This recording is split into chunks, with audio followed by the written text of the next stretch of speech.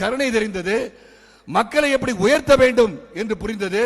அதே மோடிஜி அவர்களை தான் இன்றும் அதே உந்துதலோடு அதே சக்தியோடு நான் பார்த்துக் கொண்டிருக்கின்றேன். ஆகவே தோழர்களே, அன்பு சகோதர சகோதரிகளே, நாம் கடுமையாக உழைக்கின்ற தேர்தல் இது.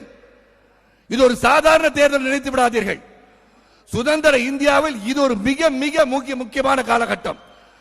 அண்டை நாடுகள் எதிர்த்துக் கொண்டிருக்கும் போது அதை உடைத்தெறிகின்ற சக்தி வாய்ந்த ஒரு தலைவன் மோடிஜி என்பதை நீங்கள் மறந்துவிடக் கூடாது. சர்ஜிக்கல் ஸ்ட்ரைக் சொல்லிக்கொண்டே போகலாம். ஆக அந்த அளவிற்கு நம் நாட்டை வழிநடத்திக் கொண்டிருக்கும் மோடிஜி அவர்கள் சற்று நேரத்தில் வருவார்கள். முக்கடலும் சேர்கின்ற குமரி முனையில இன்று இந்த சிறப்பு கூட்டம் நடந்து கொண்டிருக்கிறது.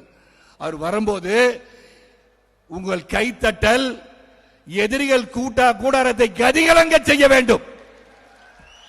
சற்று பிறகு அண்ணாமலை அவர்கள் வருவார்கள், பாத யாத்திரை நடத்தாங்க. ஜர்னி வித் பர்பஸ் என்று சொல்ல வேண்டும். உறுதியோடு தம் தலைமை கட்டளையிட்டவுடன் அந்த தலைமைக்கு ஏற்ற சிறப்பாக பணிபுரிந்து இன்று அண்ணாமலைஜி அவர்கள் சிறப்பாக பணிபுரிகிறார் என்பதை என் அடிமனத்தில் இருந்து நான் அதை உறுதிப்படுத்த உங்களிடம் தெரிவித்துக் கொள்ள ஆசைப்படுகின்றேன்.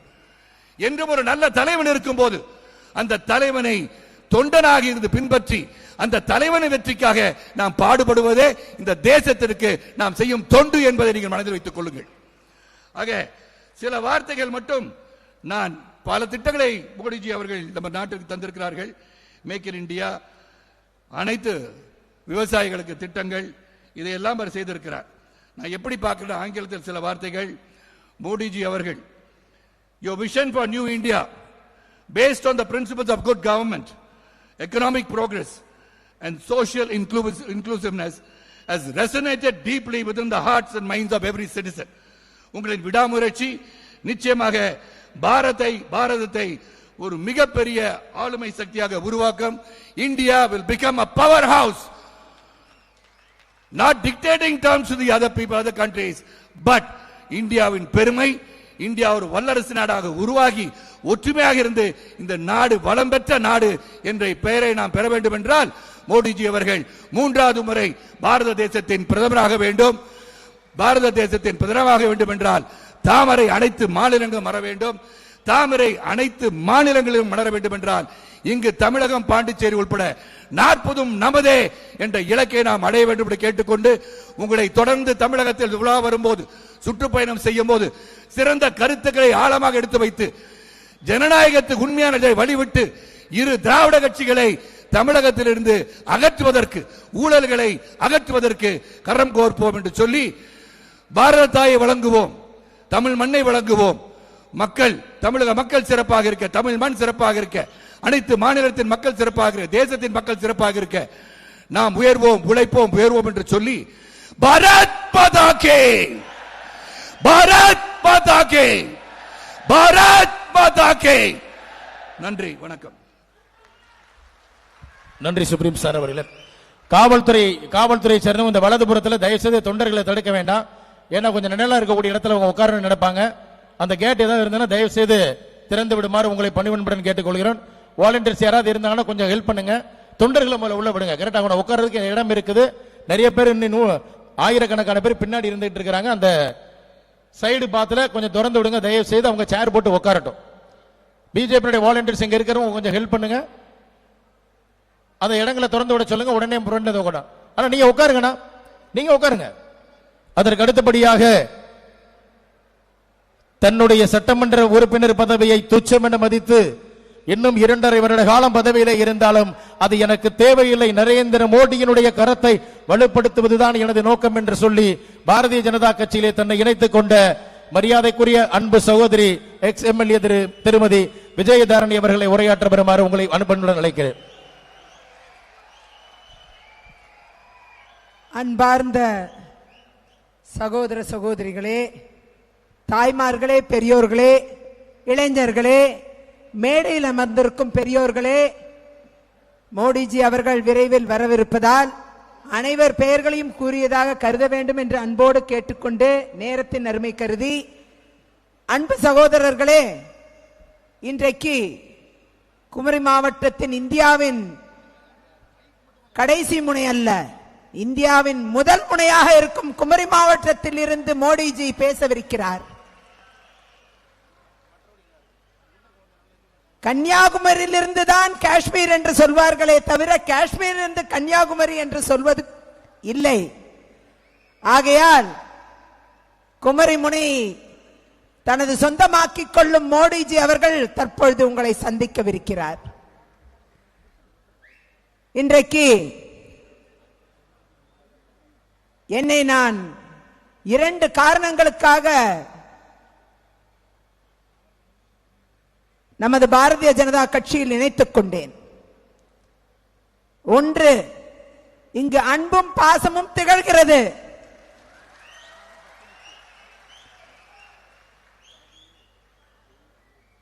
இது வேறு இடத்தில் பார்க்க முடியாது. அங்கு உருவபொம்மைகள் தான் எரிக்கப்படும். உள்ளே இருக்கும் போதும் எரிப்பார்கள், வெளியிலே சென்றாலும் எரிப்பார்கள். இதுதான் அங்கு உள்ள நிலைமை. ஆனால் எங்கிருந்தாலும் தாய்மார்களை மதிக்கக்கூடிய இடத்தில் நீங்கள் இருக்கிறீர்கள். அதுதான் உங்கள் மகத்துவம்.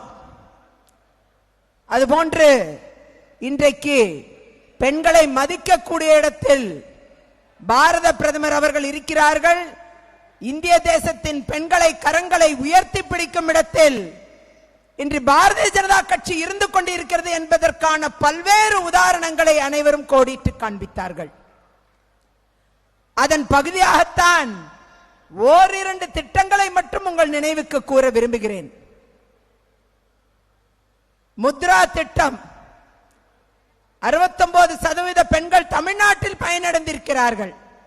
தொழில் முனைவோர் 81% பெண்களாக இருக்கிறார்கள் தமிழ்நாட்டில் பயனடைந்தவர்கள். இதையெல்லாம் இல்லை என்று திராவிட கட்சிகள் மேம்போக்காக சொல்லிக் கொண்டு போகிறார்கள். நம்மிடம் டேட்டா உள்ளது. டேட்டா அது உள்ளது, தரவு உள்ளது. மக்களை இவர்கள் ஏமாற்ற முடியாது. பிரிவினைவாதத்தை உண்டு பண்ணி மக்களை ஏமாற்றுகிறார்கள். அதை நாம் மக்களிடம் பேச வேண்டும். அவ்வாறாக இன்றைக்கு ஆட்சியில் இருக்கும் திராவிட கட்சி எல்லாரை விட அதிகமா பணம் வாங்கி இருக்கிறாங்க எலக்ட்ரல் பாண்ட்ல. அதுவும் கொஞ்ச வருஷமே ஆட்சியில் இருந்து. இதுதான் தகவல். ஸ்டேட் பேங்க் கொடுத்திருக்க தகவல்ல முதல்ல வெளிவந்தது இதுதான். எல்லாரை விட அதிகமா காசு வாங்கியிருக்காங்க. வருஷம் 3 வருஷம் தான் ஆட்சியில் இருந்திருக்கேன். 3 வருஷம் முடியல. பல ஆண்டு காலம் ஆட்சியில் இருந்த கட்சிகள் எல்லாம் தாண்டிட்டாங்க. அதான் மகத்துவம். ஆனா குற்றம் சொல்றது என்னமோ ரொம்ப புண்ணியவான்கள் மாதிரி, தூய்மைவாதிகள் மாதிரி பேசுவாங்க. இன்னைக்கு பாருங்க, நம்முடைய தலைவர் அண்ணாமலை அவர்கள் இந்த ட்ரக் கார்டலை எக்ஸ்போஸ் பண்ணாங்க. போதைப் பொருள் தலை விரித்து ஆடுகிறது தமிழகத்தில். சிறுமிகள் கொல்லப்படுகிறார்கள். இந்த போதை பழக்கத்தின் காரணமாக நிறைய இளைஞர்கள் பாதிக்கப்பட்டிருக்கிறார்கள். இதைதான் அவர் கூறினார். தாய்மார்களே, குழந்தைகளே, ஜாக்கிரதையாக இருங்கள் என்று நம்முடைய மாநில தலைவர் திரு அண்ணாமலை அவர்கள் கூறினார்கள். பாரத பிரதமர் அவர்கள் தெள்ளத் தெளிவாக அந்த கருத்தை கூறினார்கள். தமிழகத்தில் இருக்கக்கூடிய கிங்பின் தான் இந்தியா முழுக்க சப்ளை பண்றாரு. பாருங்க, தமிழ்நாடு எதுல ஃபர்ஸ்ட்ல இருக்கு பாருங்க. நம்பர் 1 போதைப் பொருள் சப்ளைல. இதுலதான் முதல் இடத்தை பிடிச்சிருக்கிறாங்க. அப்படிப்பட்ட ஆட்சி தான் இங்க திகழ்கிறது. இத்தனை பேர் எம்பியா போய் என்ன பிரயோஜனம்? யோசிங்க. 2014-19 39 பேர் எம்பி என்ன போய் பண்ணாங்க? 2019-24 அடுத்த 5 ஆண்டு 38 பேர் போறாங்க. என்ன பண்ணாங்க? வெறும் பதாகைகளை ஏந்திட்டு பார்லிமெண்ட் வெளியில இந்த பக்கம் அந்த பக்கம் நடந்து டீ குடிச்சிட்டு தூங்கிட்டு வந்துட்டாங்க. இதான் நடந்திருக்கு. தமிழ்நாட்டுக்கு என்ன நடந்துச்சு? ஒன்னும் நடக்கல. மக்களாகிய நீங்கள் சிந்திக்க வேண்டும். யார் பாராளுமன்றத்திற்கு சென்றால் தமிழகம் நன்மைகளை பெறும் என்பதை நீங்கள் சிந்திக்க வேண்டும் என்பதை கேட்டுக்கொள்கிறேன். பாரத பிரதமரின் கரங்களை நாம் உயர்த்தி பிடிக்க வேண்டுமானால் தாமரையை மக்கள் ஆதரிக்க வேண்டும் என்று ஒட்டுமொத்த பெண் சமுதாயம் கேட்டுக்கொள்கிறது. பெண்களை வஞ்சிக்கும் இந்த கட்சிகளை நிராகரியுங்கள். காங்கிரஸ் கட்சி என்ன கம்மியா? அண்ணன் சரத்குமார் அவர்கள் சொன்னாங்க, திராவிட கட்சியில் இருக்கிற அந்த வாரிசு அரசியல் காங்கிரஸ் என்ன கம்மியாவா இருக்கு? அப்பா ராஜ்யசபா, புள்ள லோக்சபா, அப்பா லோக்சபா, புள்ள எம்எல்ஏ, அப்பா எலெக்ஷன் நிப்பாரு, தோத்துருவாரு, புள்ள எம்எல்ஏ ஆவாரு, இறந்துட்டா மீண்டும் அப்பாவே எம்எல்ஏ.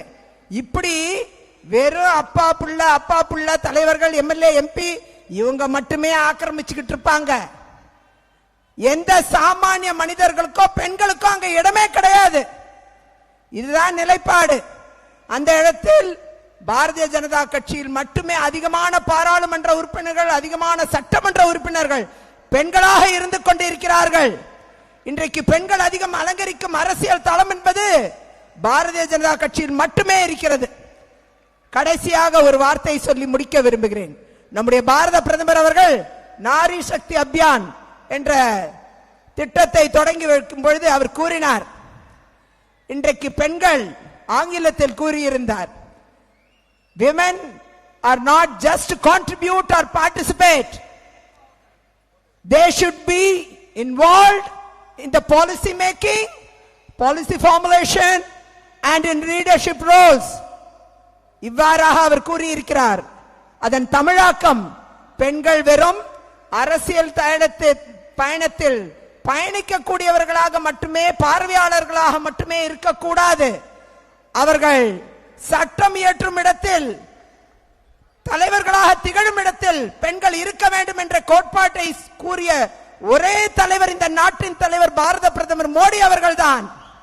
எனவே நாம் அவரின் கரங்களை உயர்த்தி பிடிக்க தமிழகத்தில் இருந்து அனைத்து தொகுதிகளும் வென்றெடுத்து பாராளுமன்றத்தை சென்றடைவோம் என்று கூறி, சூழலைத்து நம் பயணத்தை தொடங்குவோம் என்று கூறி, மீண்டும் மோடி, மீண்டும் மோடி, வேண்டும் மோடி, வேண்டும் மோடி, மீண்டும் மோடி.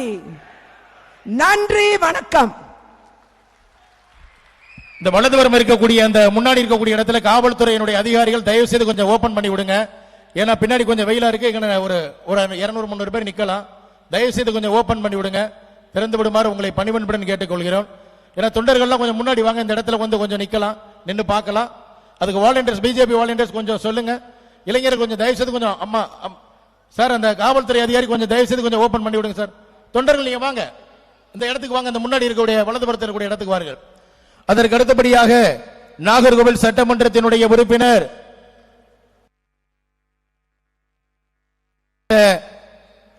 காந்தி அண்ணாச்சி சட்டமன்ற உறுப்பினர் அவர்களை உங்களிடத்தில் எழுச்சுரையாற்ற வருமாறு அன்புடன் அழைக்கிறேன்.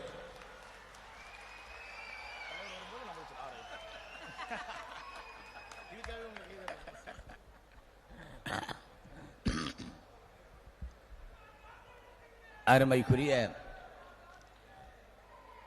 கன்னியாகுமரி மாவட்ட பாரதிய ஜனதா கட்சி சார்பாக நடைபெற்றுக் கொண்டிருக்கின்ற இந்த கூட்டத்தில் கலந்து கொண்டிருக்கக்கூடிய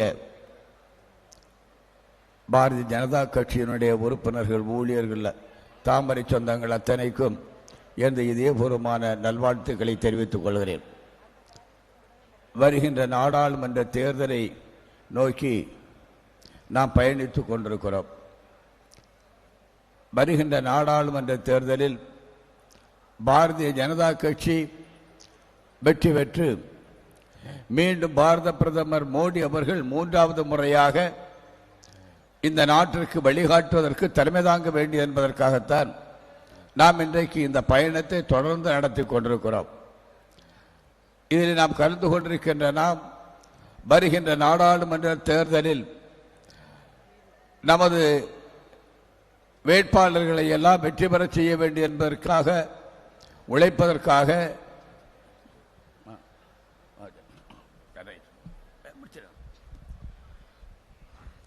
நமது பாரத பிரதமர் அவர்கள் தற்பொழுது இங்கே வருகை புரிந்து விட்டார்கள்.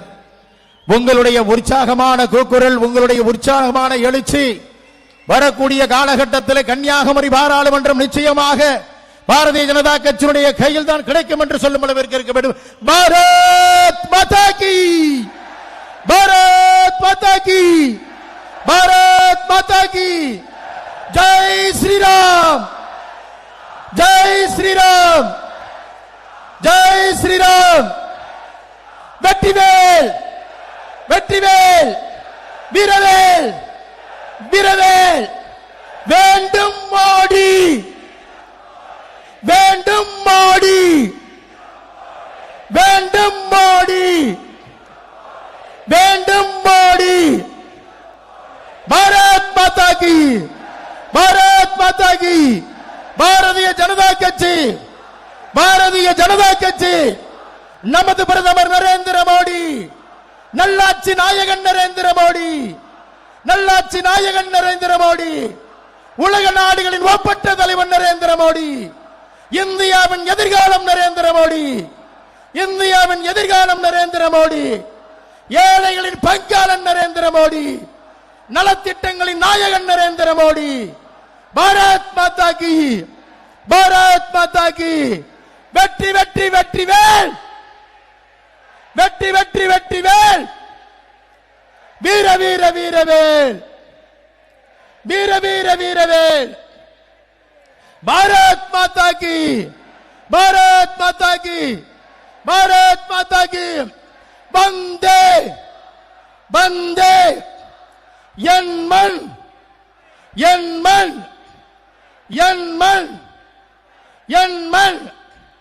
பாரத் மாதா கி, பாரத் மாதா கி ஜி. வந்தே மாதரம், வந்தே மாதரம். ஜெய் ஸ்ரீராம், ஜெய் ஜெய் ஸ்ரீராம், ஜெய் ஸ்ரீராம், ஜெய் ஜெய் ஸ்ரீராம்.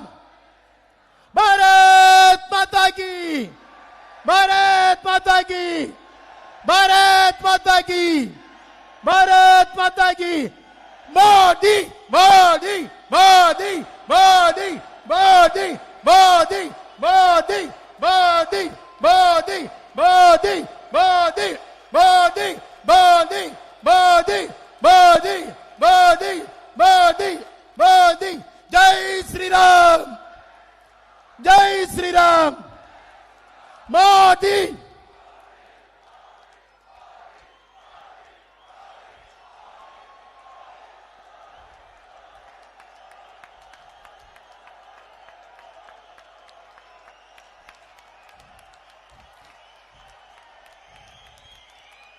பாரத் மாதா கி, ஜெய் ஸ்ரீராம். நல்லாட்சி நாயகன் நரேந்திர மோடி. தற்பொழுது வருகை பிறந்திருக்கக்கூடிய பாரத பிரதமர் நரேந்திர மோடி அவர்களை வருக வருக வரவேற்று கன்னியாகுமரி பாராளுமன்றத்தினுடைய முன்னாள் பாராளுமன்ற உறுப்பினர் நலத்திட்டங்களுக்காகவே தன்னை அர்ப்பணித்து தொகுதி முழுக்கும் நலத்திட்டம் பல்லாயிரம் கோடிக்கணக்கான ரூபாய்களை தன்னுடைய பாராளுமன்ற தொகுதிக்கு கொண்டு வந்து தொகுதியை வளப்படுத்திய மரியாதைக்குரிய திரு பொன் ராதாகிருஷ்ணன் எக்ஸ்எம்பி அவர்கள் தற்பொழுது வாழ்த்துரை வழங்குவார்.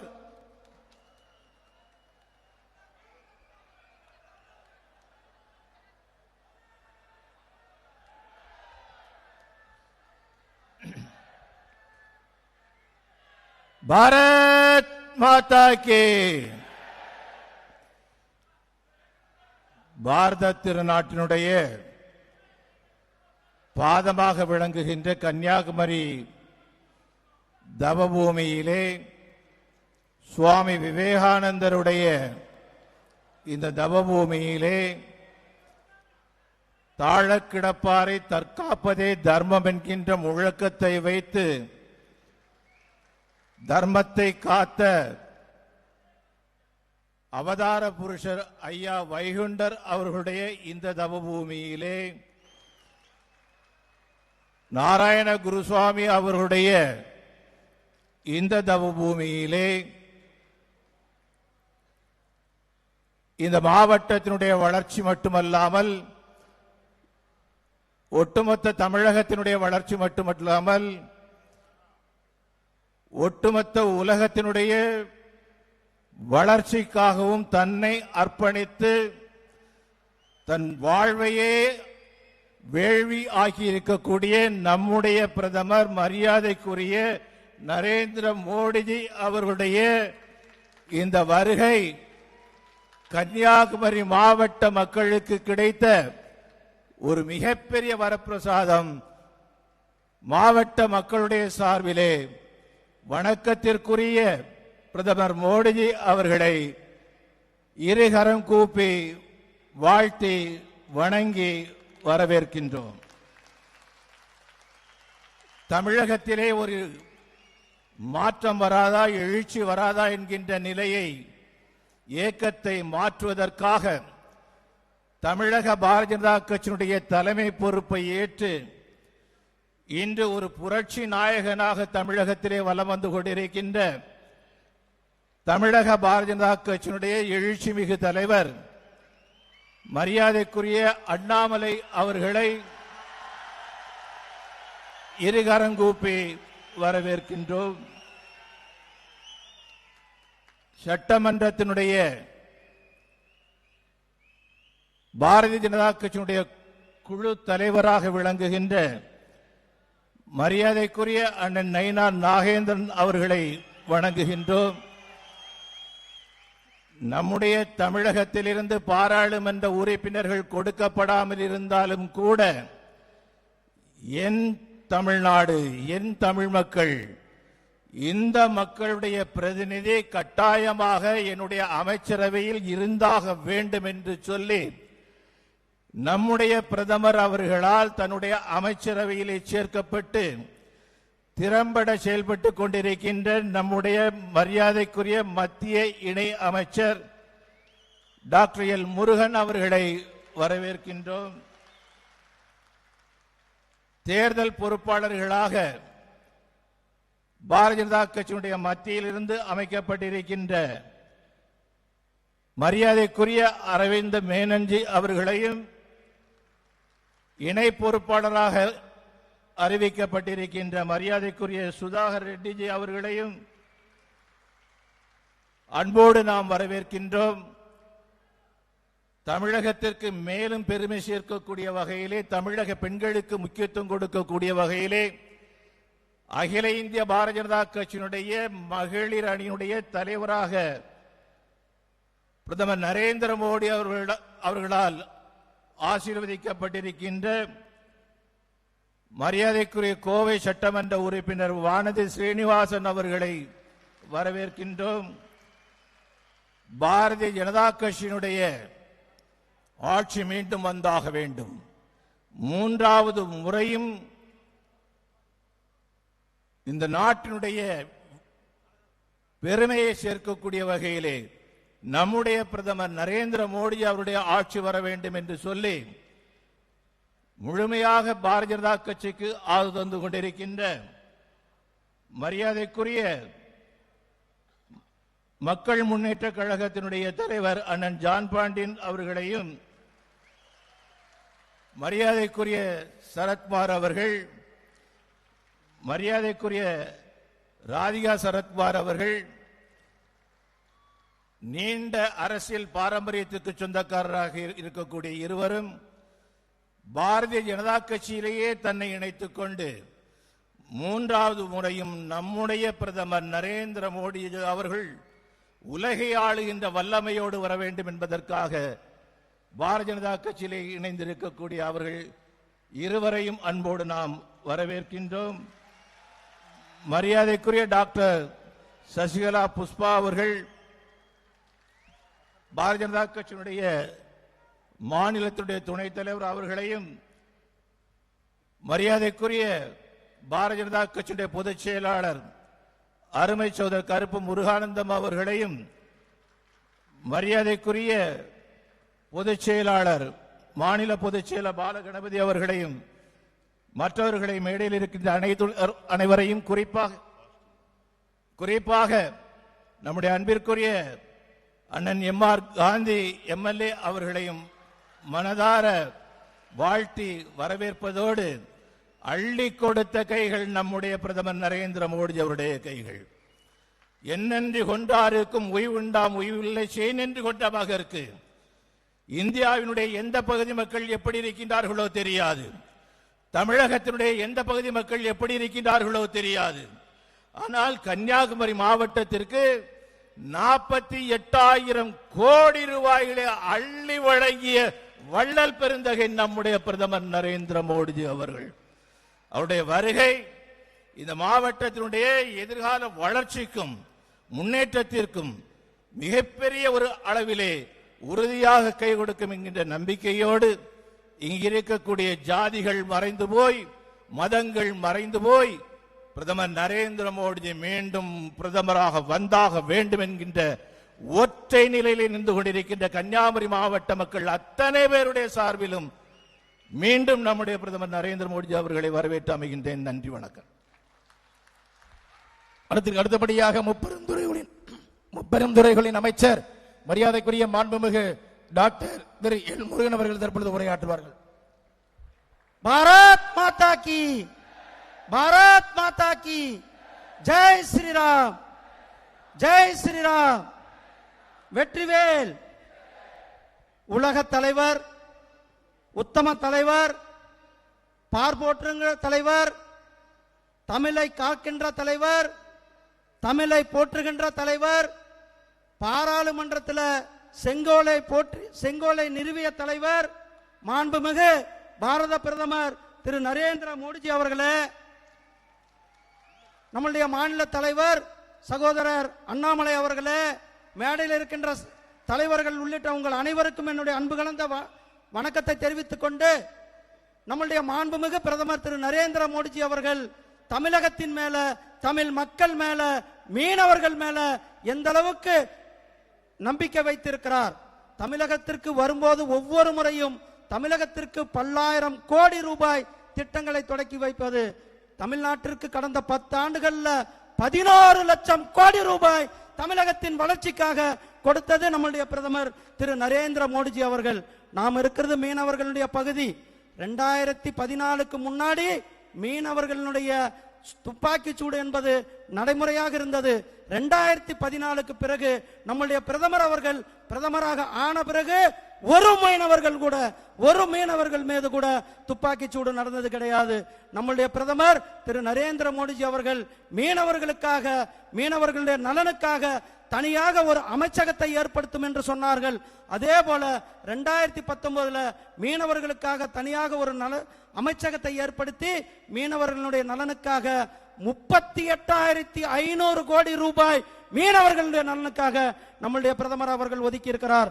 இதற்கு முன்னாடி 1947 இருந்து 2014 வரலும் சுதந்திரம் அடைந்த 65 ஆண்டுகள் இந்த துறைக்கு ஒதுக்கப்பட்டது வெறும் 3000 கோடி.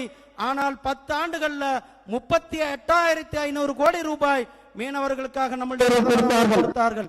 அது மட்டுமல்ல, நம்முடைய கன்னியாகுமரி தூத்துக்குடியை சேர்ந்த 5 மீனவர்கள் ஸ்ரீலங்காவில் தூக்கு தண்டனை விதிக்கப்பட்டது.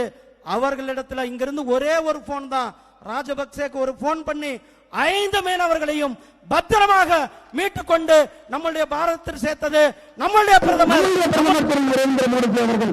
ஆபரேஷன் கங்கா மூலமாக 20,000 மாணவர்களை வெளிநாட்டிலிருந்து கொண்டு வந்தார்கள். மீனவர்களுடைய நலனை மட்டுமே முக்கியமாக கொண்டு நம்முடைய பிரதமர் அவர்கள் செயலாற்றிக் கொண்டிருக்கிறார்கள்.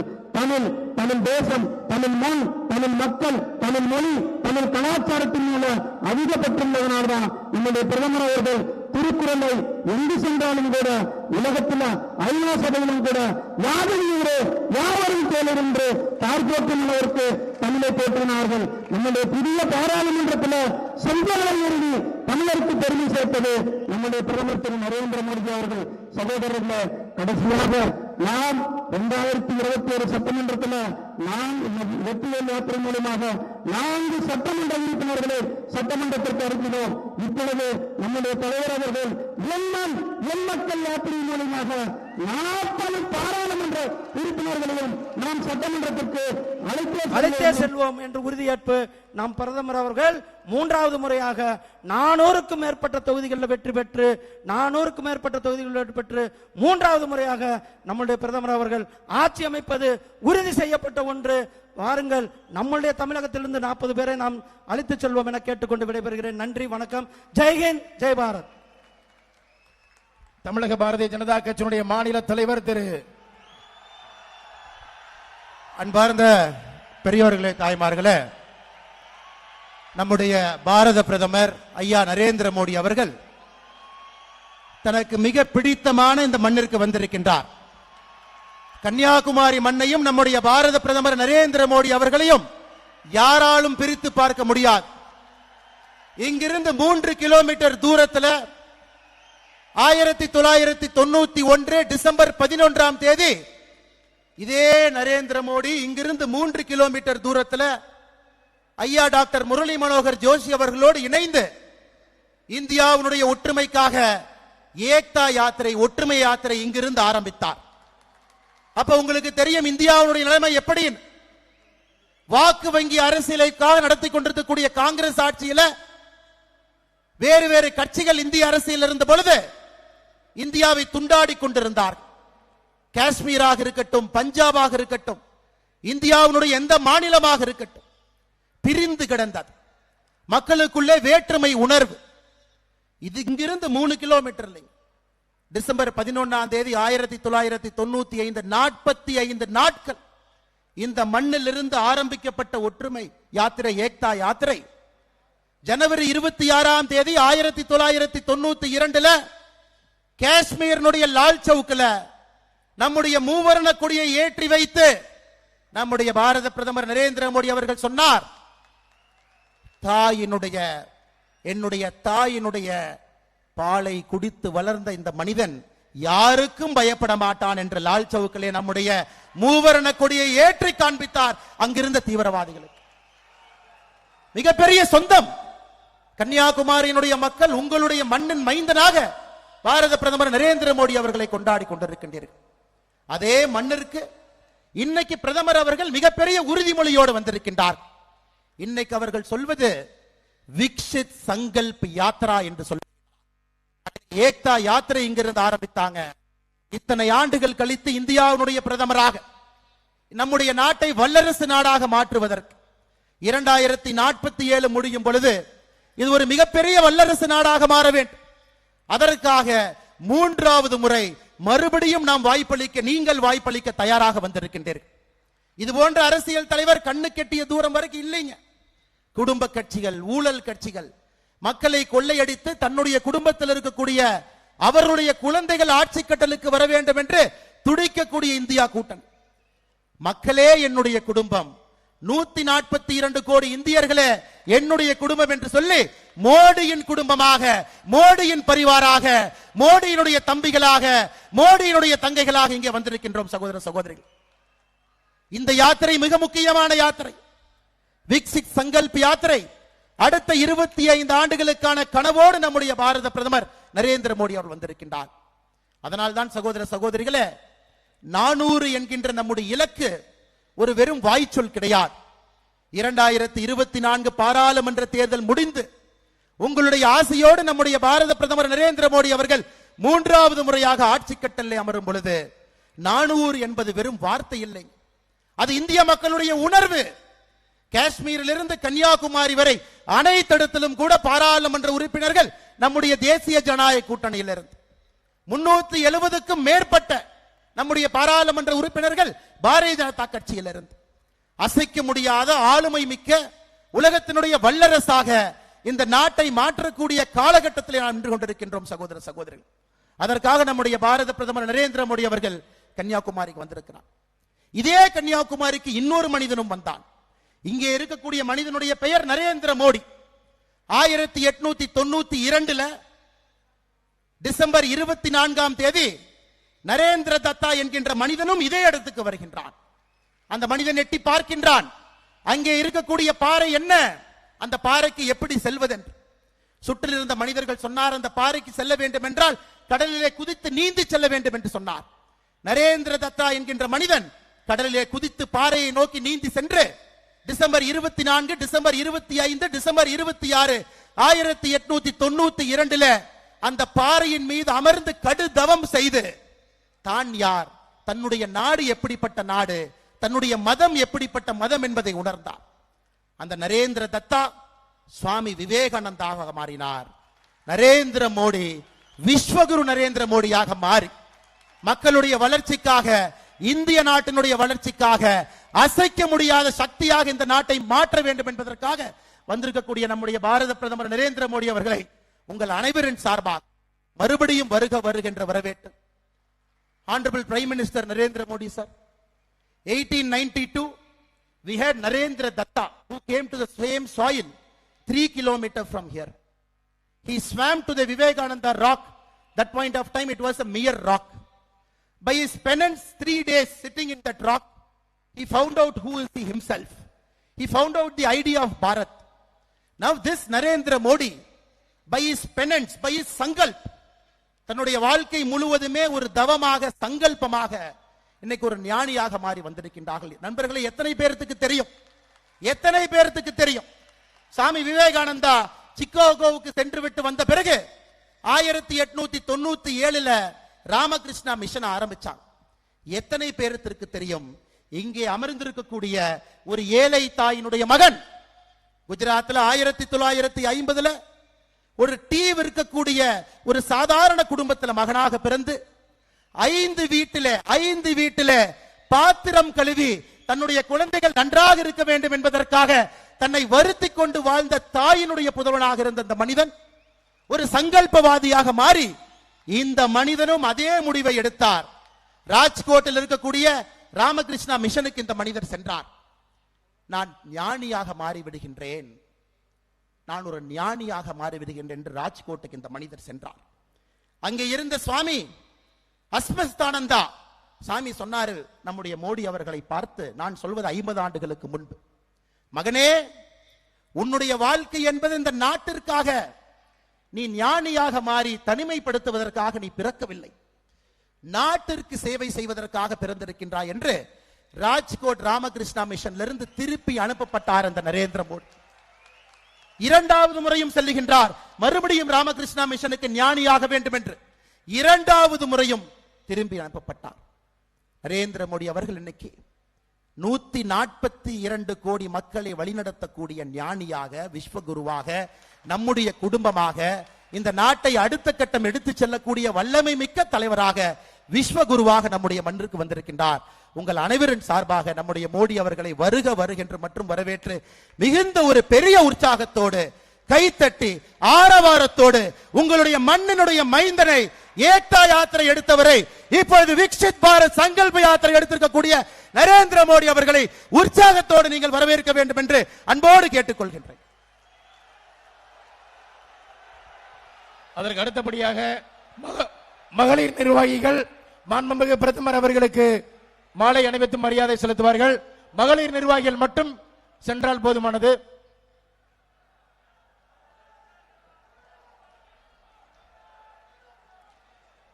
கொஞ்சம் தள்ளி வந்தீங்கன்னா எல்லாருக்கும் நல்லா இருக்கும்.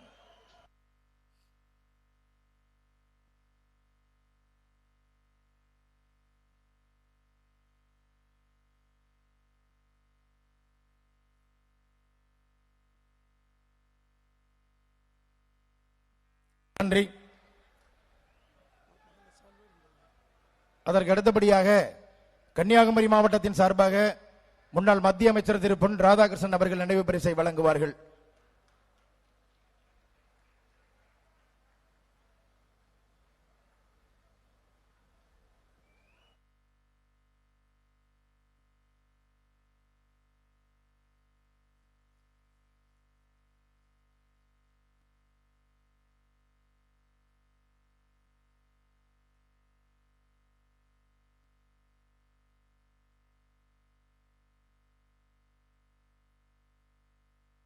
அதற்கு அடுத்தபடியாக உங்களுடைய பலத்த கரகோஷத்தோடு மாண்புமிகு பிரதமர் நரேந்திர மோடி அவர்கள் தற்பொழுது சிறப்புரையாற்றுவார்கள். பாரத் மாதா கி, பாரத் மாதா கி.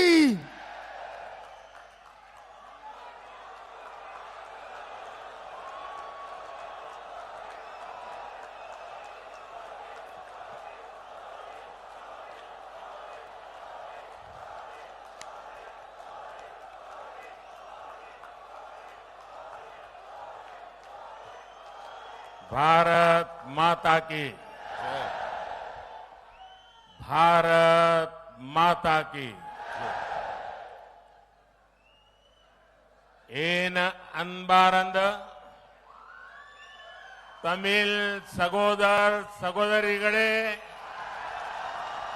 वणक्कम।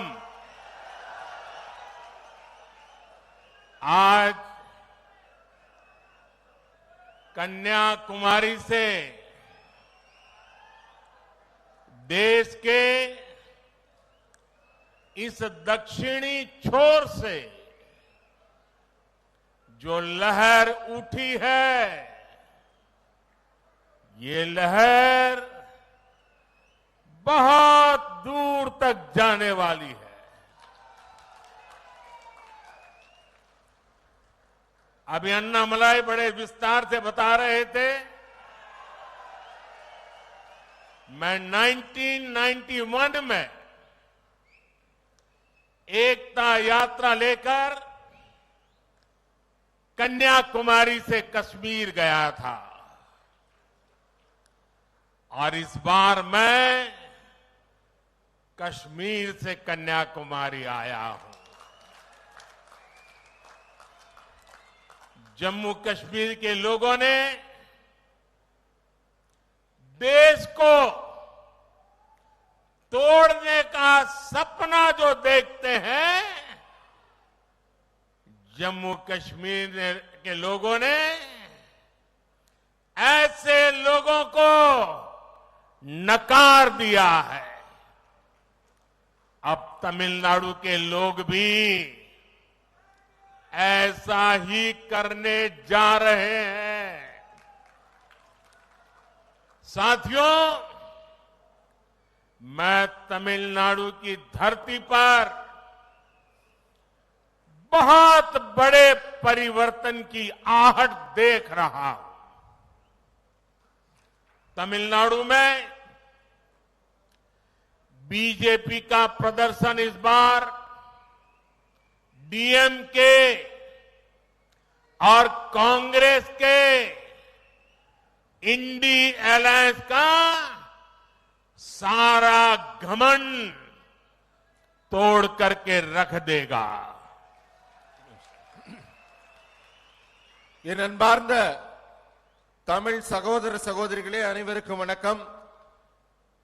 இப்ப நாட்டின் தென்கோடியான கன்னியாகுமரியிலிருந்து ஒரு அலை கிளம்பி இருக்கு. இந்த அலை நீண்ட தூரம் பயணிக்க போகுது. திரு அண்ணாமலை அவர்கள் குறிப்பிட்டது போல 1991ஆம் ஆண்டு இதே கன்னியாகுமரியிலிருந்து ஏக்தா யாத்திரை புறப்பட்டு காஷ்மீர் வரை சென்றிருந்தேன். ஆனால் இந்த முறை நான் காஷ்மீர்ல இருந்து கன்னியாகுமரியை நோக்கி வந்திருக்கிறேன். நாட்டை துண்டாட வேண்டும் என்று நினைப்பவர்களை காஷ்மீர் மக்கள் தூக்கி எறிஞ்சிட்டாங்க. நம்ம தமிழக மக்களும் இப்போது அதைத்தான் செய்ய போகிறார்கள். திமுக காங்கிரசின் இந்தி கூட்டணி கண்டிப்பாக துடை தெரியப்படும். காங்கிரஸ் திமுக கூட்டணி இந்த வெற்றி என்ற தலைக்கணம் இருக்கிறதே அவர்களுக்கு, அது முற்றிலுமாக அழிக்கப்பட்டுவிடும். साथियों, डीएमके और कांग्रेस का इंडी अलायंस कभी भी तमिलनाडु को विकसित नहीं बना सकता। इन लोगों की हिस्ट्री घोटालों की है। इन लोगों की राजनीति का आधार लोगों को लूटने के लिए सत्ता में आना है। एक तरफ बीजेपी की कल्याणकारी स्कीम होती है, दूसरी तरफ इनके करोड़ों के स्कैम होते हैं। हमने ऑप्टिकल फाइबर और 5G दिया, हमारे नाम पर डिजिटल इंडिया स्कीम है, इंडी अलायंस के नाम पर लाखों करोड़ रुपए का 2G का स्कैम है और डीएमके उस लूट की सबसे बड़ी हिस्सेदार थी। बीजेपी ने बड़ी संख्या में एयरपोर्ट बनाए, हमारे नाम पर उड़ान स्कीम है, इंडी अलायंस के नाम देश की सुरक्षा के साथ खिलवाड़ करने वाले हेलीकॉप्टर स्कैम है। हमारी खेलो इंडिया और टॉप स्कीम से देश ने खेलों में ऊंचा मुकाम हासिल किया, लेकिन उनके नाम पर CWG स्कैम का दाग है। हमने खनिज सेक्टर में रिफॉर्म को लागू किया, इंडी अलायंस के नाम पर कॉल स्कैम की कालिख लगी है। ये लिस्ट बहुत लंबी है और यही इंडी अलायंस की सच्चाई है। நண்பர்களே, இந்த திமுக காங்கிரஸோட இண்டி கூட்டணியால தமிழ்நாட்டில் எந்த விதமான வளர்ச்சி திட்டங்களையும் முன்னெடுக்கவே முடியாது. அவங்களுடைய வரலாற்றை எடுத்து பாத்தீங்கன்னா வெறும் மோசடியும் ஊழலும் தான் முதன்மையாக இருக்கும். அவங்களோட கொள்கையே பாத்தீங்கன்னா அரசியலில் ஆட்சிக்கு வந்து கொள்ளையடிக்க வேண்டும் என்ற ஒரு ஒற்றை இலக்கு தான் அவங்களுடைய முதல் இலக்கு. ஒரு பக்கம் பாத்தீங்கன்னா பாஜகவோட பல்வேறு மக்கள் நல திட்டங்கள், அந்த பக்கம் பாத்தீங்கன்னா காங்கிரஸ் திமுக இண்டி கூட்டணியில கோடிக்கணக்கான ஊழல்கள். ஆப்டிகல் ஃபைபர் மற்றும் 5G இதெல்லாம் பாரதிய ஜனதா கட்சி மக்களுக்கு கொடுக்குது. நம்ம பேர்ல டிஜிட்டல் இந்தியாங்கிற திட்டம் இருக்கு. ஆனா இந்திய அலையன்ஸ்ல லட்சக்கணக்கான கோடிகளில் நடைபெற்ற ஊழல் இருக்கிறது. 2G ஊழல் இருக்குது. இந்த 2G கொள்ளையில் பெரும் பங்கு வகித்தது திமுக தான். பிஜேபி ஏராளமான விமான நிலையங்களை கட்டியது. பிஜேபி பேர்ல உடான் திட்டம் இருக்கிறது. ஆனா இண்டி கூட்டணியில நாட்டின் பாதுகாப்புடன் விளையாடும் ஹெலிகாப்டர் ஊழல் தான் இருக்கிறது. நம்ம கேலோ இந்தியா மூலம் விளையாட்டுத்துறையை மிக உயர்ந்த உன்னதமான இடத்திற்கு கொண்டு சென்றிருக்கிறோம். ஆனால் அவங்க பேர்ல CWG ஊழல் தான் முதன்மையாக இருக்கிறது. கனிம துறையில பல்வேறு புதிய சீர்திருத்தங்களை கொண்டு வந்து இந்தியாவின் கனிம வளத்தை நம்ம மேம்படுத்தி கொண்டிருந்தால் அவங்க பேர்ல கனிமத்தில் நிலக்கரியை கொள்ளையடித்த நிலக்கரி ஊழல் தான் இருக்கிறது. இந்த பட்டியலை சொல்லிட்டே போனா ரொம்ப நீளமாக போய்கொண்டே இருக்கும். அதுதான் இண்டி கூட்டணியின் உண்மையான நிலைமை. साथियों, कन्याकुमारी ने हमेशा बीजेपी को भरपूर प्यार दिया है और इसलिए यहां की डीएमके कांग्रेस गठबंधन कन्याकुमारी के लोगों को सजा देने का कोई मौका नहीं छोड़ती। आप एक के बाद एक इनकी हरकतें देखिए। 20 साल पहले अटल जी ने नॉर्थ साउथ कॉरिडोर की नींव रखी थी। इस कॉरिडोर के कन्याकुमारी नारीकुलम ब्रिज का काम इन लोगों ने इतने वर्षों तक लटका कर रखा। 2014 में जब हमारी सरकार आई तब हमने उसे पूरा किया। कन्याकुमारी और तिरुवनंतपुरम 4 लेन रोड भी यहां की सरकार बनने नहीं दे रही थी। हमें इसके लिए अतिरिक्त फंड देना पड़ा, तब ये काम शुरू हो पाया। कन्याकुमारी के लोग मार्तंडम और पार्वतीपुरम फ्लाईओवर के लिए भी वर्षों से मांग कर रहे थे, लेकिन डीएमके और कांग्रेस के लोगों ने एक बार भी नहीं सुना। जब बीजेपी केंद्र में आई तब ये काम भी पूरा किया गया। यहां लोग 40 साल से डबल रेल ब्रिज का भी सपना देख रहे थे, उसे भी इन्होंने पूरा नहीं होने दिया। अब बीजेपी सरकार ये काम कर रही है। நண்பர்களே, கன்னியாகுமரி எப்பவுமே பாரதிய ஜனதா கட்சிக்கு ஏராளமான அன்பை கொடுத்துக் கொண்டிருக்கிறது. உங்கள் ஆதரவு பாரதிய ஜனதாவிற்கு கிடைத்துக் கொண்டிருக்கிறது. ஆனால் திமுக காங்கிரஸ் இண்டி கூட்டணி எப்படா வாய்ப்பு கிடைக்கும் இங்குள்ள மக்களை சுரண்டலாம் என்று காத்துக் கொண்டிருக்கிறது. நீங்க அவங்க நடவடிக்கைகள் எல்லாம் கடந்த 20 ஆண்டுகளாக ஒன்றன் பின் ஒன்றாக பாத்தீங்கன்னா அவங்க எண்ணம் நமக்கு புலப்படும். ஆனால் நம் அடல் பிகாரி வாஜ்பாய் அவர்கள் வடக்கு தெற்கு வழித்தடத்திற்கு ஒரு அடித்தளம் அமைத்து கொடுத்தார்.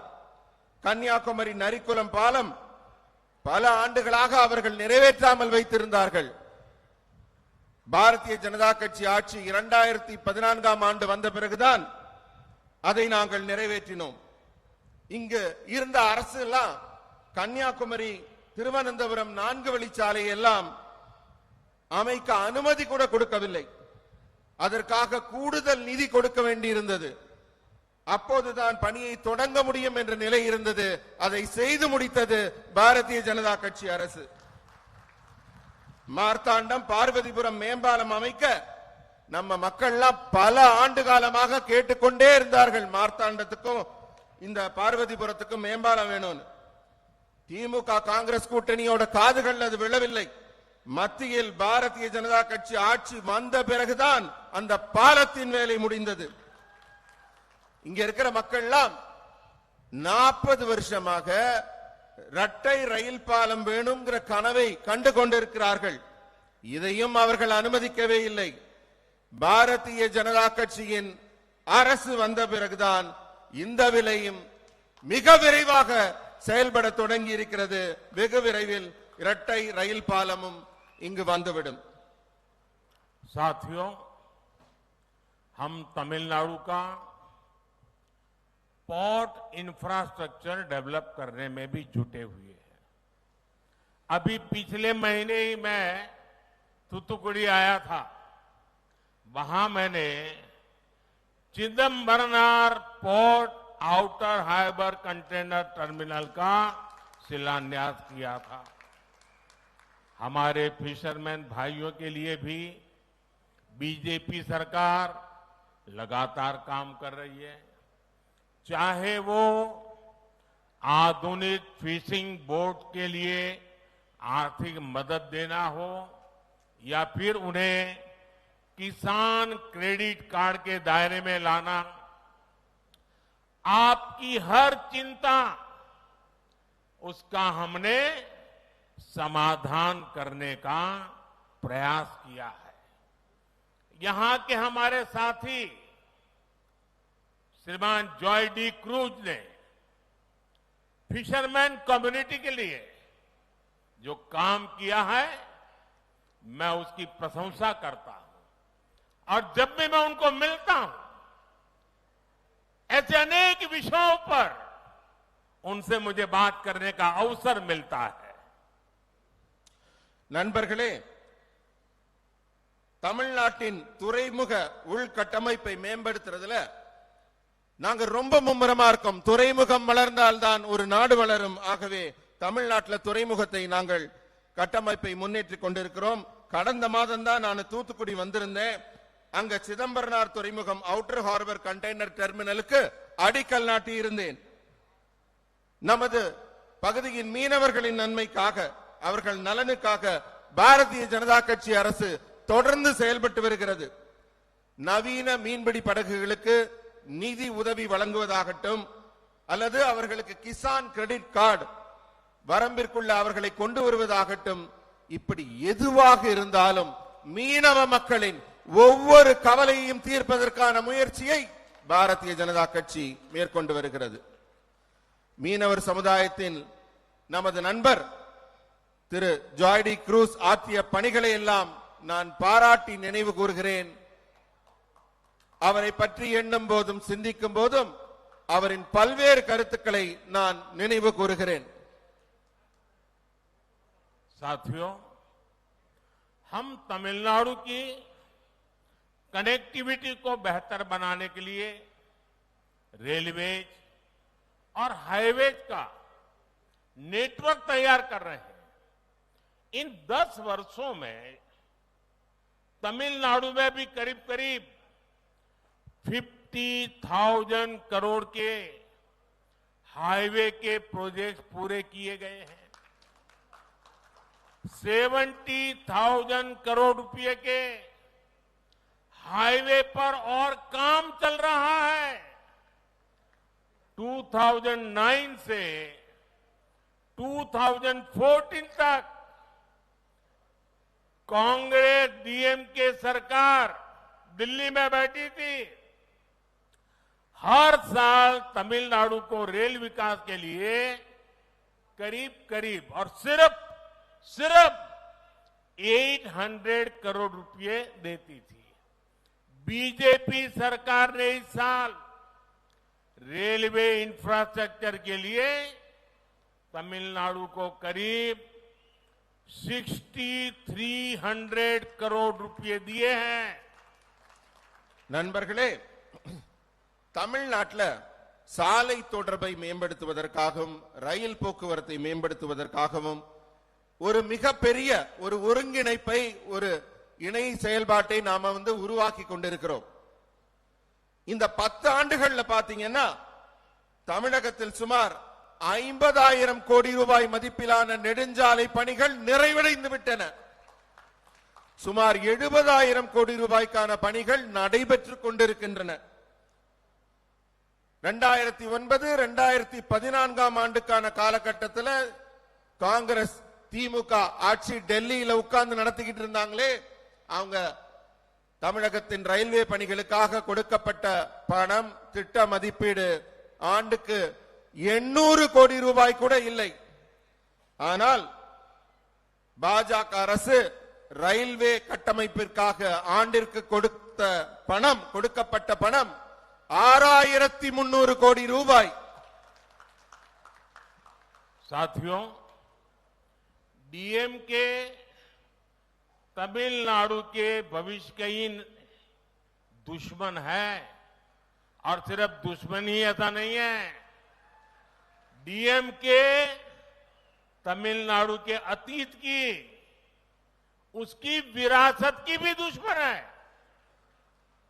मैं अयोध्या में राम मंदिर प्राण प्रतिष्ठा कार्यक्रम के पहले तमिलनाडु आया था. मैंने यहां के प्राचीन तीर्थों के दर्शन किए थे. लेकिन डीएमके सरकार ने क्या किया? डीएमके ने अयोध्या में प्राण प्रतिष्ठा समारोह को देखने तक पर रोक लगाने का प्रयास किया. सुप्रीम कोर्ट को तमिलनाडु सरकार को कड़ी फटकार लगानी पड़ी थी. आप कल्पना कीजिए कि इनके मन में हमारा देश, हमारी संस्कृति, हमारे महापुरुष, हमारे परंपरा, इन सब बातों के लिए कितनी नफरत है. इतना ही नहीं, जब दिल्ली में संसद की नई इमारत बनी तो तमिल महान परंपरा के प्रतीक इस धरती के आशीर्वाद स्वरूप पवित्र सेंगोल को हमने संसद के नए भवन में स्थापित किया. लेकिन इन लोगों ने, डीएमके वालों ने इसका भी बायकॉट किया। उन्हें सेंगोल की स्थापना भी पसंद नहीं आई। ये लोग अब गाली गलौज पर उतर आए हैं, तमिलनाडु की पहचान को बदनाम कर रहे हैं। आप सोचिए, डीएमके और कांग्रेस तब भी चुप बैठे रहे थे जब जलीकट्टू पर पाबंदी लगी थी। ये लोग तमिल संस्कृति को नष्ट करना चाहते हैं। ये हमारी सरकार है, एनडीए की सरकार है, जिसने जलीकट्टू को पूरे उत्साह के साथ मनाए जाने का रास्ता साफ किया। जलीकट्टू ये तमिलनाडु का गौरव है। जलीकट्टू हो या तमिलनाडु की पहचान, यहां की संस्कृति हो, जब तक मोदी है इस पर आंच नहीं आने देगा। இது மோடியின் கேரண்டி। நண்பர்களே, திமுக தமிழ்நாட்டின் தமிழ் பண்பாட்டின் எதிரி, சாதாரண எதிரி இல்ல. நம்ம கடந்த கால பெருமைகளையும் நம்ம பாரம்பரியத்தையும் கண்மூடித்தனமாக எதிர்க்கின்ற எதிரி. அயோத்தியில ராம் மந்திர் பிரான் பிரதிஷ்டா நிகழ்ச்சிக்கு போறதுக்கு முன்னாடி நான் தமிழகம் வந்திருந்தேன். இங்க இருக்கிற பழமையான கோவில்களுக்கும் புண்ணிய ஸ்தலங்களுக்கும் சென்று பூஜைகள் செய்தேன். ஆனா திமுக அரசு என்ன பண்ணுச்சு? அயோத்தியில் நடக்கிற அந்த கும்பாபிஷேக நிகழ்ச்சிக்கு பார்க்க கூட அவங்க யாருக்கும் விருப்பம் இல்ல. மாறாக தமிழகத்தை பார்ப்பவர்களுக்கு கூட தடை விதிக்கும் நிலைக்கு அவர்கள் தள்ளப்பட்டார்கள். அந்த அளவுக்கு அவங்களுக்கு வெறுப்பு. உச்ச நீதிமன்றமே தமிழக அரசை கண்டிக்க வேண்டிய ஒரு நிலை ஏற்பட்டது. நமது கலாச்சாரத்தின் மீதும் பண்பாட்டின் மீதும் பாரம்பரியத்தின் மீதும் எப்பொழுதும் திமுக வெறுப்பினை கக்கிக் கொண்டிருக்கிறது. தமிழகத்தின் அடையாளத்தை, பெருமையை பாதுகாக்க பாரதிய ஜனதா கட்சி என்றும் முன்னணியில் நிற்கிறது. அவங்களுடைய தூற்றல்களையும் அவங்களுடைய ஏச்சுக்களையும் பேச்சுக்களையும் நாங்க பொருட்படுத்துறதில்ல. ஜல்லிக்கட்டுக்கு தடை விதித்த திமுக காங்கிரஸ் அரசு மௌனம் காத்தது. ஜல்லிக்கட்டு தடை செஞ்சு அவங்க நம்ம கலாச்சாரத்தை, அந்த பாரம்பரிய விளையாட்டை அழிக்க நினைத்தார்கள். ஜல்லிக்கட்டை முழு உற்சாகத்துடன் தமிழகம் மீண்டும் கொண்டாட ஏற்பாடுகளை செய்தது நம்ம பாஜக அரசு, நம்ம என்டிஏ கூட்டணி அரசு. ஜல்லிக்கட்டு தமிழகத்தோட பெருமை. ஒரே ஒரு விஷயம் சொல்றேன் நண்பர்களே, ஜல்லிக்கட்டாக இருந்தாலும் சரி, தமிழகத்தின் எந்த பெருமைக்குரிய பாரம்பரியம் மிக்க ஒரு சிறப்பம்சமாக இருந்தாலும் சரி, மோடி இருக்கும் வரை அதை யாரும் அசைக்க முடியாத அந்த பெருமையை காப்பாற்றுவேன். முக்கியமாக ஒரு விஷயத்தை சொல்றேன். புதிய பாராளுமன்றம் கட்டி அங்கே ஒரு செங்கோல் நிறுவனம் தமிழரின் பெருமை, தமிழ் மன்னர்களின் பெருமை, தமிழ் மக்களின் பெருமைய நாடாளுமன்ற மைய மண்டபத்தில் எப்பவுமே சொல்ற மாதிரி நிறுவப்பட்ட அந்த செங்கோல், அத கூட திமுக காரங்க புறக்கணிச்சிருக்காங்க. இது போன்ற தமிழரின் பெருமையை இனி யாரும் புறக்கணிக்க முடியாது. அப்படி புறக்கணிக்க இந்த மோடி அனுமதிக்க மாட்டான் என்பதை உங்களுக்கு சொல்லிக் கொள்கிறேன். இது மோடியின் கேரண்டி.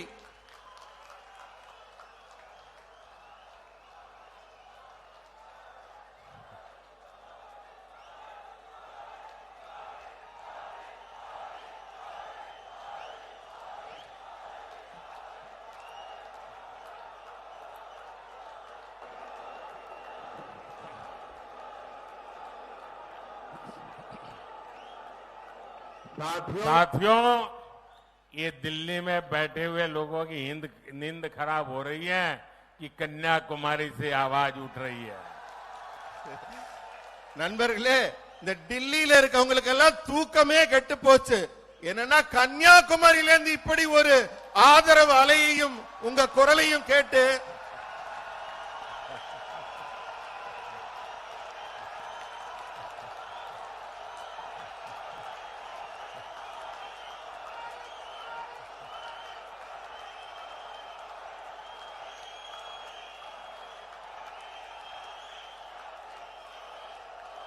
ये आपका प्यार, ये आपके आशीर्वाद सिर्फ मेरी ही नहीं, पूरे देश की ऊर्जा को नई ताकत दे रहे हैं.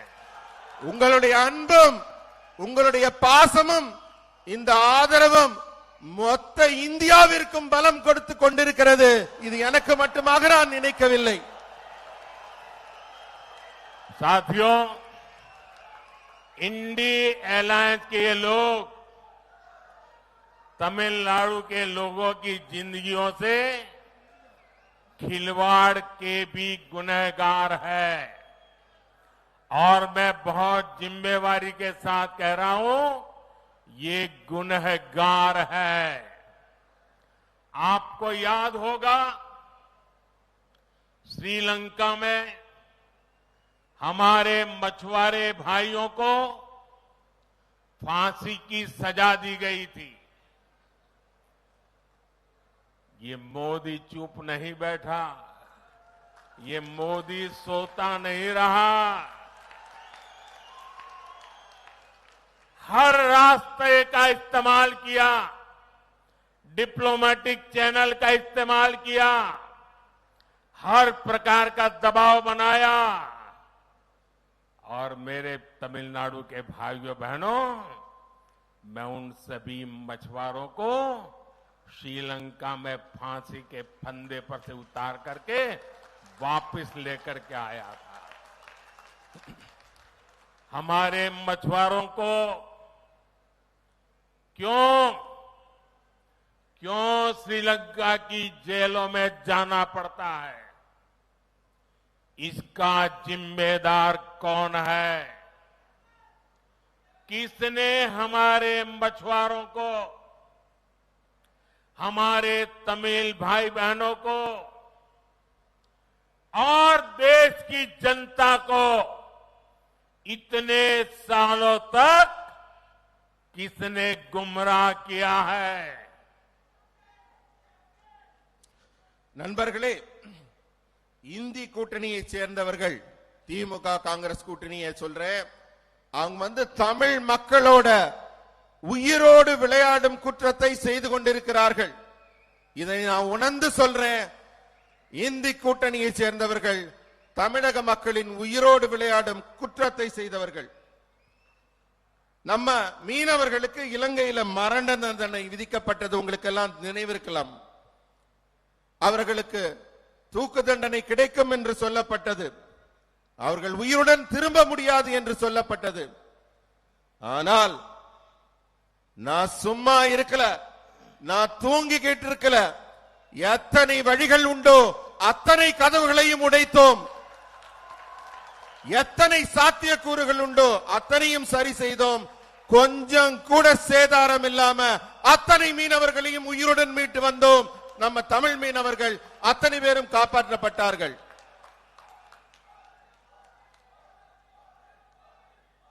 இன்று நான் கன்னியாகுமரி மண்ணுக்கு ஒரு மிகப்பெரிய விஷயத்தை சொல்ல நினைக்கிறேன். நம்ம மீனவர்கள்லாம் எதுக்காக இலங்கைக்கு போக வேண்டும்? அந்த கடற்புற எல்லை பகுதிக்கு எதுக்காக போகணும்? இது யாருடைய குற்றம்? யார் செய்த தவறுக்காக இந்த மீனவ மக்கள் எல்லாம் தொடர்ந்து தண்டிக்கப்படுகிறார்கள்? நீங்கெல்லாம் கொஞ்சம் சிந்திச்சு பார்க்கணும்.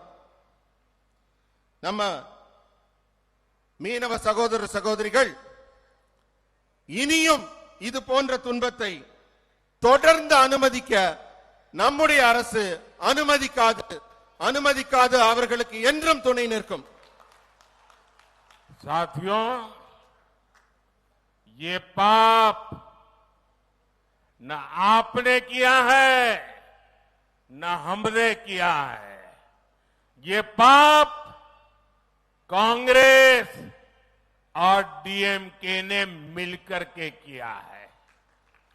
दशकों से दोनों मिलकर देश की आंखों में धूल झोंक रहे हैं, लेकिन अब देश इनको और नहीं सहेगा।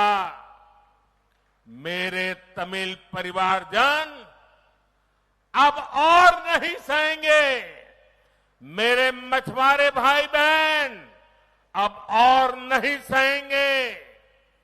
कांग्रेस और डीएमके दोनों को अपने इन पापों का हिसाब जल्द ही देना होगा।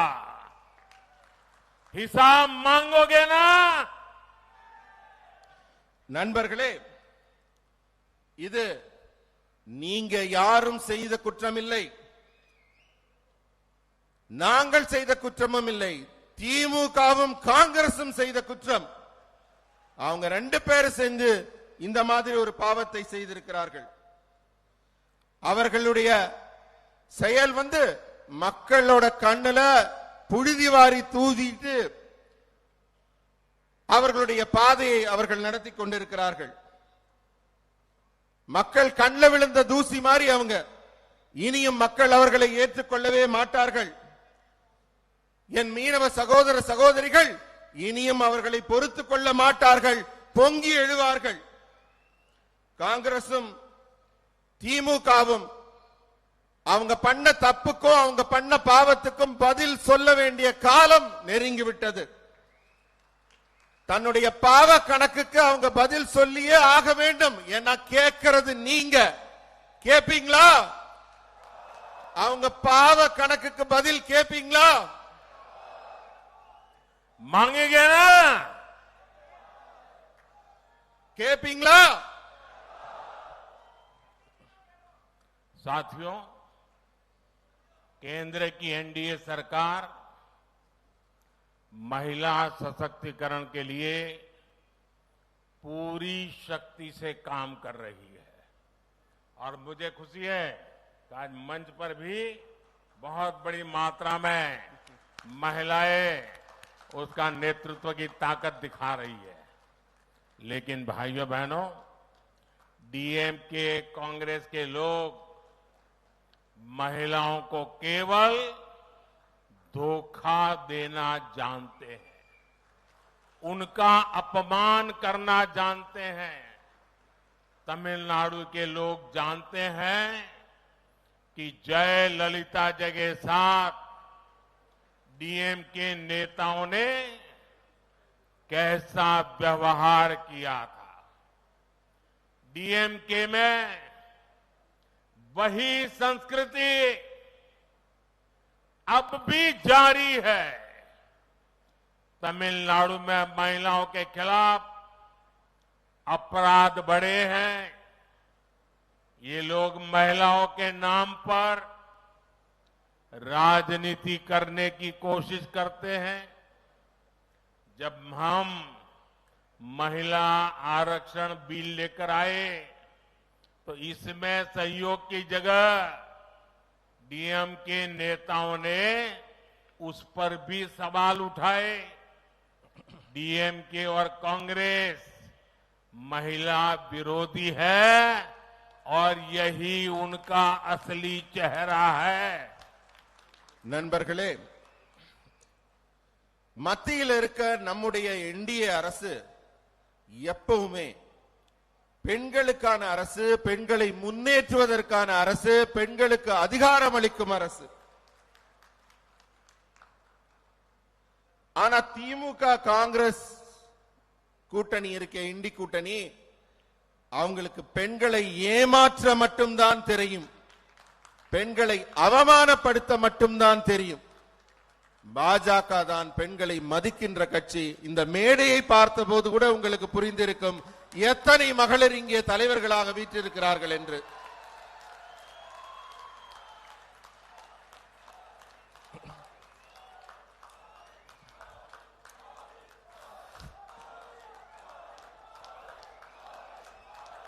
साथियों, मुझे तमिलनाडु में आपका इतना प्यार मिलता है, इतने आशीर्वाद मिलते हैं, आप इतनी बड़ी तादाद में आते हैं, लेकिन मुझे ये तकलीफ भी रहती है कि मैं तमिल भाषा नहीं सीख पाया। थोड़ा बहुत समझ लेता हूं, मुझे इसकी तकलीफ है, लेकिन इस कमी को पूरा करने के लिए हमने टेक्नोलॉजी की मदद लेना शुरू किया है। और अब आप सोशल मीडिया साइट एक्स पर नमो इन तमिल पर उस हैंडल पर भी मेरी बात सुन सकते हैं और वो तमिल में सुन सकते हैं। मुझे उम्मीद है कि काफी हद तक 95% मैं कह सकता हूं, काफी हद तक मैं इसके जरिए आप तक अपनी बात पहुंचाऊंगा। और मैं बाद में अन्नामलाई को कहूंगा कि वो आपको ये टेक्नोलॉजी कैसे काम करती है, आपको क्या करना है, कैसे मोदी का तमिल भाषा में सुन सकते हैं, वो अन्नामलाई अभी समझाएंगे आपको। आपके इस आशीर्वाद के लिए मैं फिर एक बार आप सभी का बहुत बहुत आभार व्यक्त करता हूं। बहुत बहुत धन्यवाद। நண்பர்களே, பெண்களுக்கு மிகப்பெரிய மரியாதையை கொடுத்துக் கொண்டிருக்கும் நம்முடைய பாரதிய ஜனதா கட்சி அரசு இன்னும் அவர்களுக்காக பாடுபடும், இன்னும் அவர்களுக்கான மேன்மை அடைவு செய்வதற்கான பணிகளை மேற்கொள்ளும். இங்கெல்லாம் நீங்க எனக்கு கொடுத்துட்டு இருக்க அன்பையும் பாசத்தையும் நான் உணர்கிறேன். என்னால தமிழ் மொழிய கத்துக்க முடியலையே அப்படின்னு நான் ரொம்ப ரொம்ப உங்க முன்னாடி வருத்தத்தோட தெரிவித்துக் கொள்கிறேன். இது எனக்கு மிகப்பெரிய குறையாக இருக்கிறது, தமிழ் மொழியை கற்றுக்கொள்ளவில்லை என்பது. இந்த குறைபாட்டை போக்குறதுக்காக இப்ப நான் டெக்னாலஜி தொழில்நுட்பத்தின் உதவியை நாடி இருக்கிறேன். உங்ககிட்ட எல்லாம் இனிமே நான் தமிழ்ல பேச போறேன்.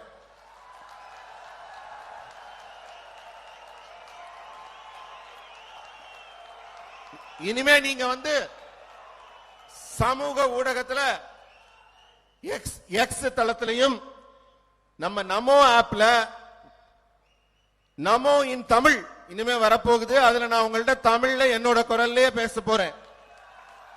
நான் சொல்றதெல்லாம் நீங்க கேட்கலாம். இதன் மூலம் நான் சொல்ல நினைக்கிற செய்திய உங்ககிட்ட நம்ம இனிமையான தமிழ் மொழியில உங்ககிட்ட சொல்ல முடியும்னு நான் நம்புறேன்.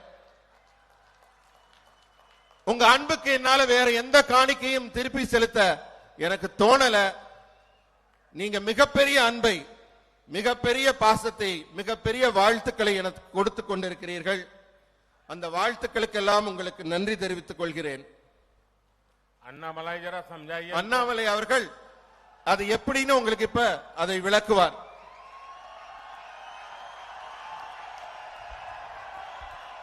அன்பார்ந்த நம்முடைய பாரதிய ஜனதா கட்சியினுடைய தொண்டர்களே, பொதுமக்களே, நம்முடைய நீண்ட குறை பிரதமர் அவர்கள் தமிழிலே பேசும் பொழுது கேட்க வேண்டும் என்று நீங்கள் நினைக்கிறீங்களா? பிரதமர் தமிழ்ல பேசுறதை கேட்கணுங்களா நீங்க எல்லாம்? இன்று பிரதமர் அவர்கள் நமக்காக தொழில்நுட்பத்தை பயன்படுத்தி, ஆர்டிபிஷியல் இன்டெலிஜென்ஸ், செயற்கை நுண்ணறிவை பயன்படுத்தி, நம்முடைய முதல்ல ட்விட்டர் இப்ப எக்ஸ்னு சொல்லுவோம், அதுல நீங்க பாத்தீங்கன்னா நமோ இன் தமிழ், என்னுடைய செல்போன்ல நீங்க பார்க்கலாம், அங்கிருந்து நிறைய பேருக்கு தெரியாதுங்க, இருந்து இந்த வீடியோ நீங்க பார்க்கலாம். நமோ இன் தமிழ் அப்படின்னு ஒரு ஹேண்டில் இருக்குதுங்க, நமோ இன் தமிழ். பிரதமர் அவர்கள் இந்த நிகழ்ச்சி பேசி முடித்த பிறகு இன்னும் கொஞ்ச நேரத்தில் பிரதமருடைய பேச்ச செயற்கை நுண்ணறிவு, ஆர்டிபிஷியல் இன்டெலிஜென்ஸ்ல அவருடைய பேச்சு தமிழில் அப்படியே அவருடைய குரல்ல, அதே எமோஷன்ல, எந்த உணர்வுல பேசுறாங்களோ அதே உணர்வுல கிட்டத்தட்ட இதுல உங்களுக்கு வீடியோவா வந்துடும். நாம் செய்ய வேண்டியது, இது எல்லா சமூக வலைதள பக்கத்துல இந்த வீடியோவை நாம் எடுத்துட்டு போகணும். தமிழக மக்களுக்கு நம்முடைய வாட்ஸ்அப் குரூப்ல, பேஸ்புக்ல, எக்ஸ் தளத்துல பக்கத்துல இருக்கவங்க எல்லாருக்குமே நீங்கள் இதை எடுத்து சொல்லணும். நீங்க பாரதிய ஜனதா கட்சியினுடைய அதிகாரப்பூர்வ நம்முடைய வெப்சைட், நம்முடைய சமூக வலைதள ஹேண்டில் நீங்க பார்த்துக்கிட்டே இருங்க. பிரதமருடைய ஒரு பேச்சு தமிழ்நாட்டினுடைய பேச்சு இல்ல, இது முடித்த பிறகு தெலுங்கானா போறாங்க, கர்நாடகா போறாங்க, வேற மாநிலத்தில் பேசுவாங்க.